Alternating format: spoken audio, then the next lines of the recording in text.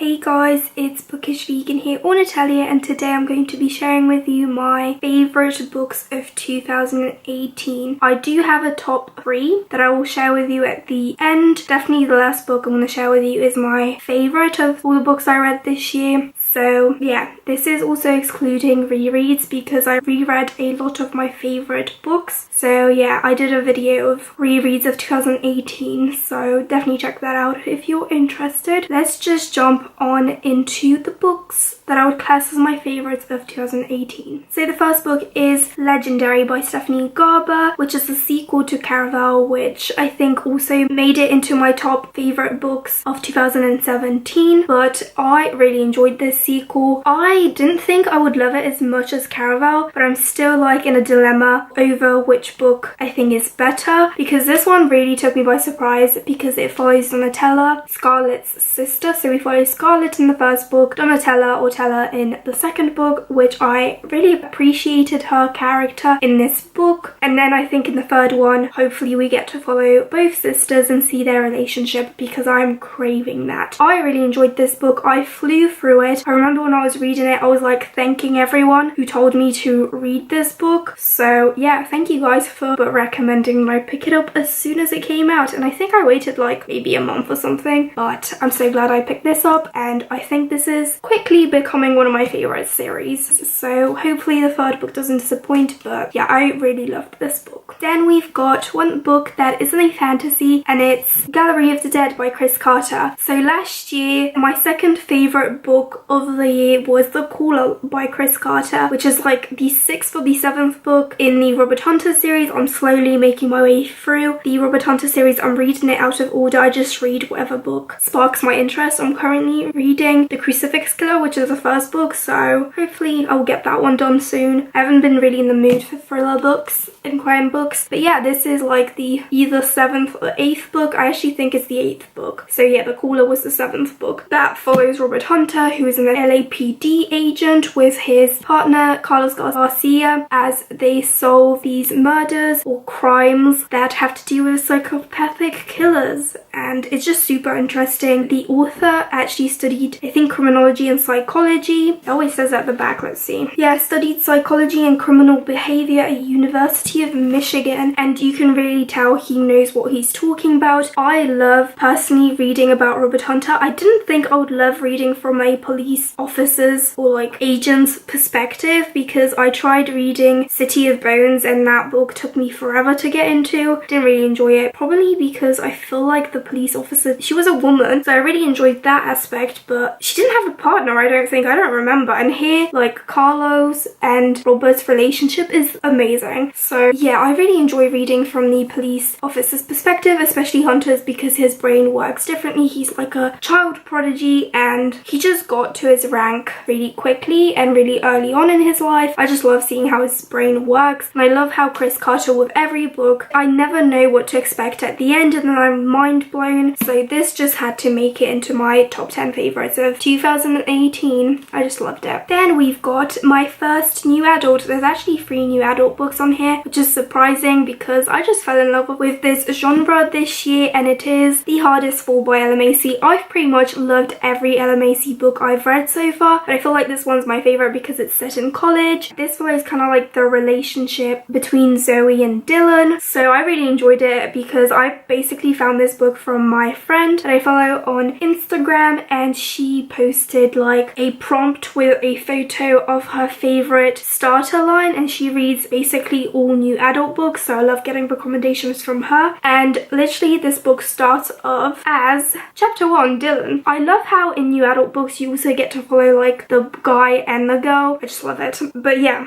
every time I read this sentence it makes me laugh so much because it's not what you'd think. It's just such a funny book. Okay, so it says, the first time Zoe Clark saw me, my hand was wrapped around my dick. So yeah, that's how it starts. It's not like sexual at all. It's just a funny funny, like how they met and how their relationship started. I just love every character that Ella Macy creates. I love Ella Macy as a person. She's like one of the authors I love following on Instagram. I just love her photos. She just likes interacting with her readers a lot. I've talked to her so many times, and yeah, she's just such an amazing person. And this book, just one of my favorite new adult college set romances. I've read this year, and I've read quite a few, like a lot, like probably like 20 or something, and it's just such a cute story, and I love all the characters, the plot. I really need to reread this book because I miss it so much. Dylan is a sweetheart and I just love him. So yeah, definitely had to be on my top 10 favorites. So I have another new adult book that I had to include on this list, and I personally loved every book I've read by this author, and I have 2 more on my TBR that I already have on my Kindle, so I can't wait to get to them. But it is Dearest Clementine by Lex Martin. So this is a trilogy that follows 2 different people, but their lives all intertwine with one another, so they are kind of like companion books, kind of like, you know, Stephanie Perkins books and stuff like that. But I had a very hard time deciding which one was my favorite, but I think Dearest Clementine, the first book, is because I was just blown away by it, and I read it pretty much in one day. It was during the booktubeathon, I think. But it follows Clementine, who is an author, like a published author. She wrote a young adult, kind of based on her story, contemporary book, and it was a huge success, and now she is planning on writing another book, but she's like lacks inspiration for her next book, so she tends to kind of like sit in the dorms, and the PA, I think that's what they're called, the love interest, Gavin, kind of meet that way. She's just kind of like observing other people, trying to get her imagination to start working properly and like get inspired, and I just loved it. Clementine is definitely a main protagonist that's quite different to all the other ones I've read. She's quite feisty, and I'm not surprised why, because she went through a lot in her life, and that's why her book was such a hit, because I feel like I would have loved reading it as well. But yeah, I don't know what else to say. I just really loved this, and I loved every book in this trilogy. So yeah, I'm definitely excited to read more by Lex Martin. She is also another author that really likes talking with her readers on Instagram, so I just had to include this book because it's amazing. I will be doing a new adult recommendations soon. I just feel like I need to read more because some of them I wouldn't really recommend that I read, so yeah. Then we have Stolen Songbird by Danielle L. Jansen. I just really enjoyed this book. I knew I would because my favourite booktuber, Catherine from Catherine's Reads, loves this trilogy so much. There's a prequel as well, so there's 4 books. I can't believe it because I loved the first book so much, but I still haven't picked up Hidden Huntress and continued with this series. I have no idea why, but it follows like trolls that are like stuck beneath the mountain because a witch trapped them there, and I think they have to like marry off the prince of trolls, and basically Cecile is kidnapped and taken to the underground, and yeah, she just marries the troll, and she finds out that trolls aren't all evil and like monsters. It's just such a good fantasy book that has no love triangle, which is refreshing to read about. I don't really like love triangles that much, so yeah, I really enjoyed this, and yeah, it had to be on my favorites list for sure. Then we have like one of the books that I knew I was gonna love, but it blew my mind how much I did because it has a low rating like Stolen Songbird on Goodreads, and I don't understand why, but it is An Enchantment of Ravens by Margaret Rogerson. I am not gonna lie, this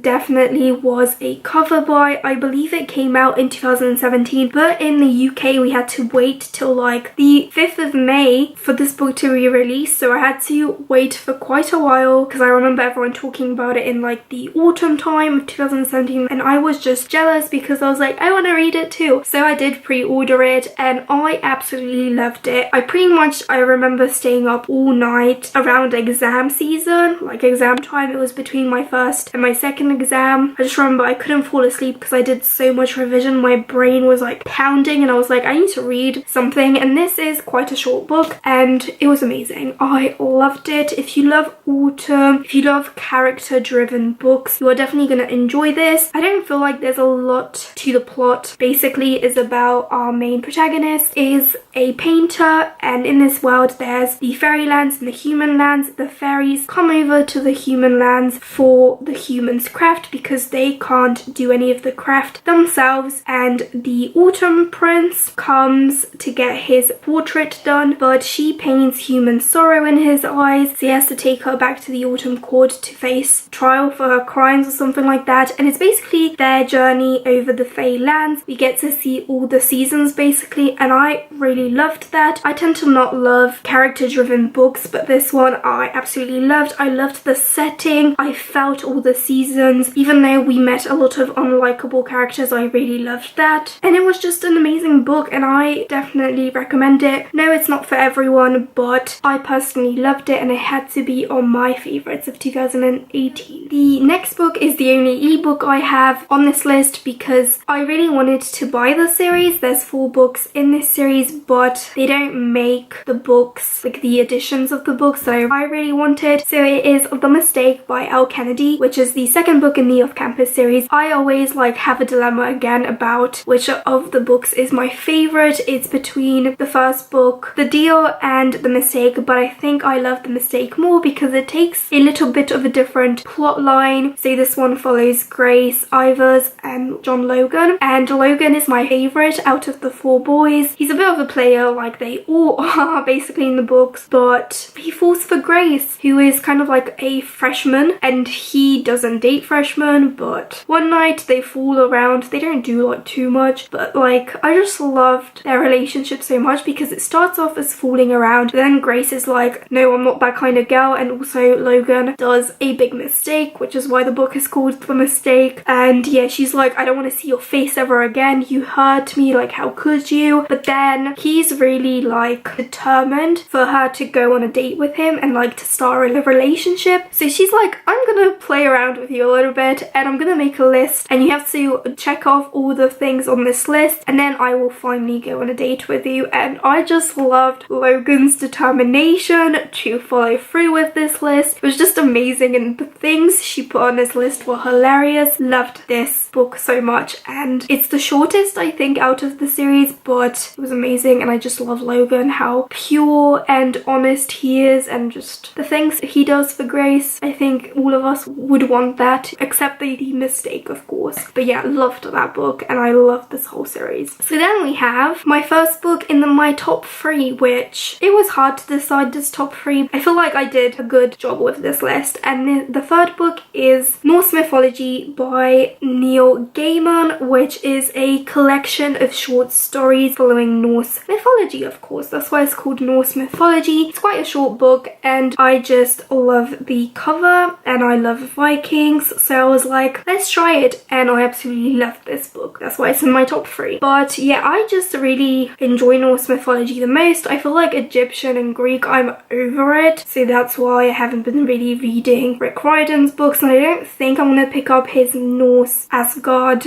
reads just because I'm not really interested in middle grade anymore. But this book I absolutely love, and I have so many other books now to do with Norse mythology that I really want to pick up and read. It was just really interesting. I love Loki so much in this book. Like, it's because of him we have these short stories. It's always his mischief that causes these super interesting tales to be told, and I really loved it. Thor, I've noticed I kind of started to dislike a little bit, but I just loved learning about Norse mythology, and this is definitely a book I'm gonna reread every year because I feel like there's something new to learn from every reread you have of it. So I already like loaned this book from like the library as an audiobook, so I'm excited for that. But I loved this book so much, and yeah, I'm glad I read this book. It's amazing. I think you should too. Then I feel like this book definitely deserves the second place, and I think you guys will probably have guessed which book it is because I haven't mentioned a book by this author, and even though I haven't finished the series yet, I feel like it's one of my favorite series of all time, and it is Blood of Elves by Andrzej Sapkowski, which is technically the first book in the actual series of the Witcher series, but it is actually the third book that you have to read because you should read